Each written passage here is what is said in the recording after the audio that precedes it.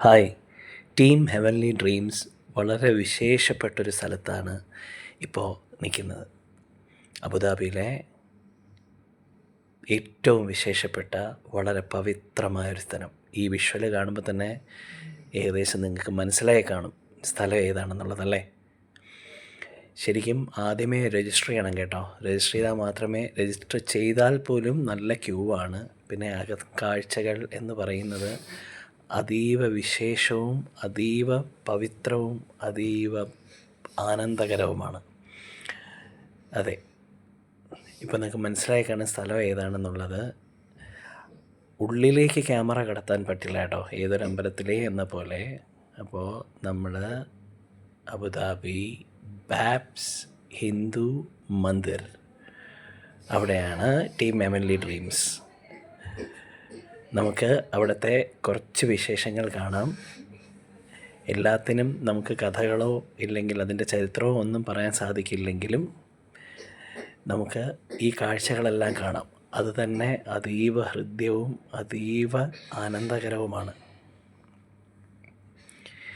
ശരിക്കും പറഞ്ഞു കഴിഞ്ഞാൽ ബാബ്സ് എന്ന് പറയുന്ന ഹിന്ദു മന്ദിർ ഇവിടെ വന്നത് ശരിക്കും ഹിന്ദുസ് മാത്രമല്ല അവിടെ വിസിറ്റ് ചെയ്യുന്നത്.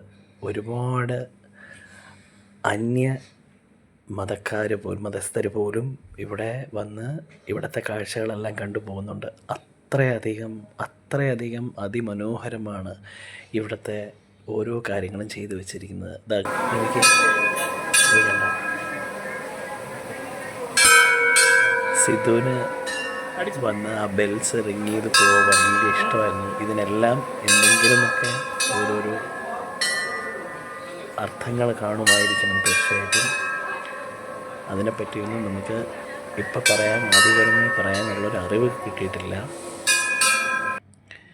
ദാഹിക്കുമ്പോൾ കുടിവെള്ളത്തിനുള്ള പ്രത്യേക സൗകര്യങ്ങൾ ഇതിനകത്തുണ്ട്. പിന്നെ ഇതിനോടെല്ലാം ചേർന്ന് എൻ്റെ ചെറിയ മോൻ നമ്മുടെ സിദ്ധു പറഞ്ഞൊരു കാര്യമുണ്ട്. അച്ഛാ, എന്തോ ഐ ഫീൽ ബാഹുബലി ഹിയർ.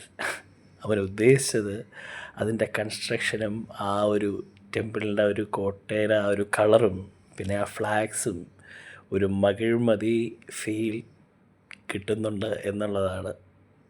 സത്യസന്ധമായിട്ട് പറഞ്ഞാൽ ഒരുപാട് ചിത്രരചനയും സിനിമകളോടുള്ള ഒരുപാട് ഇഷ്ടമെല്ലാം ഉള്ള ആ കുഞ്ഞിൻ്റെ മനസ്സിൽ അങ്ങനൊരു കാര്യം വന്നത് തെറ്റാണ് എന്ന് പറയാനും പറ്റില്ല. കാരണം കുറച്ച് പുറമേ നിന്ന് നോക്കിയാൽ നമുക്ക് അങ്ങനൊരു ഫീല് കിട്ടും. അകത്തും തന്നെ അതിൻ്റെ പുറം കാഴ്ചകളിലെ ആ ഒരു നിർമ്മാണ രീതിയെല്ലാം കാണുമ്പോഴും നമുക്കൊരു മകിഴ്മതി എഫക്റ്റ് കിട്ടുന്നുണ്ട്. അപ്പോൾ സിദ്ധൂട്ടൻ്റെ ആ ഒരു ചിന്താഗതിയെ നമുക്ക് തെറ്റു പറയാനും പറ്റത്തില്ല കേട്ടോ. അതിലെവിടെയോ ഒരു സത്യമുള്ളതുപോലെ പെട്ടെന്ന് ഫീൽ ചെയ്തു പോയി.